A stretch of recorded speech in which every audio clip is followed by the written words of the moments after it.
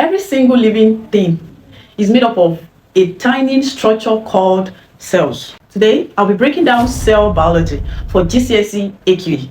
And I promise, after this, every question will feel so easy. So let's dive into it. Everything starts with the cell, which is the basic unit of life. An animal cell has 5 key parts that you must know. We have the nucleus, the cytoplasm, the cell membrane, the mitochondria, and the ribosome. The cell nucleus, it contains DNA that controls everything. The cytoplasm is where chemical reactions happen. And the cell membrane controls what enters and leaves the cell. The mitochondria, it releases energy. And the ribosomes make proteins. Now, plant cells have everything animal cells have, but they have 3 extras, which are the cell wall, the chloroplast, and the vacuole. Now we dive into the next topic under cell biology, which is cell specialization. Not all cells are the same. Yes, you should know that. Some are designed for specific jobs, and these are called specialized cells. Let's look at examples of specialized cells. We have the sperm cell. It has a tail for movement, and it also has lots of mitochondria for energy. The nerve cell. The nerve cells are long and they are branched to sell messages quickly.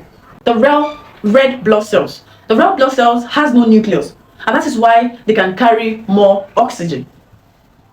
Plant cells as well, they also have specialized cells, such as root hair cells that is designed to absorb water efficiently. Now let's look at microscope. To study cells, we use microscopes. Light microscopes are used in schools, but electron microscopes show more detail.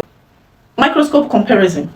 Light microscope, they have low resolution, while electron microscope has higher resolution. Resolution means clarity of image. In your required practical, you will observe onion cells. Now the procedure, you're going to place sliced onion on a slide. Then you add iodine solution.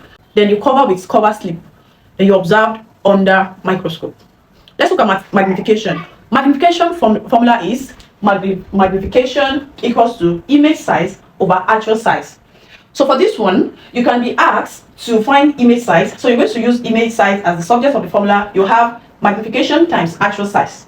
Also, if you're asked to find actual size, you also make actual size the subject of the formula. Then you're going to have image size over magnification. Now let's move to mitosis and cell cycle. Cells don't stay the same, they divide. And this process is called the cell cycle. It has 3 stages. We have the interphase, the mitosis, and the cytokinesis. The interphase, here we have the growth and the DNA copying itself. At the mitosis phase, the chromosomes separate. And at the cytokinesis, that is where the cells split. At the end, you are going to get 2 identical cells. We call them 2 daughter cells. Stem cells. Stem cells are powerful. They can turn into different types of cells. We have 2 types of stem cells. We have the embryonic stem cells, and also we have the adult stem cells. The embryonic stem cells can become any cell, but this raises ethical issues. The adult stem cells. The adult stem cells are more limited, but they are still useful. Plants have stem cells as well, and plant stem cells can be used for cloning. Now let's move to another part of cell biology, which is the transport in cell.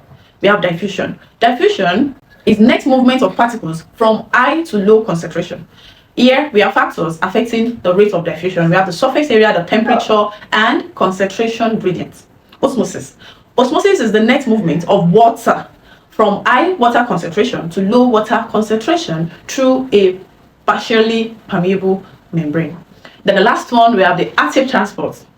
Active transport moves substances against the concentration gradient using ATP, which is energy. An example of active transport is found in root hair cells, which absorb mineral ions from the soil.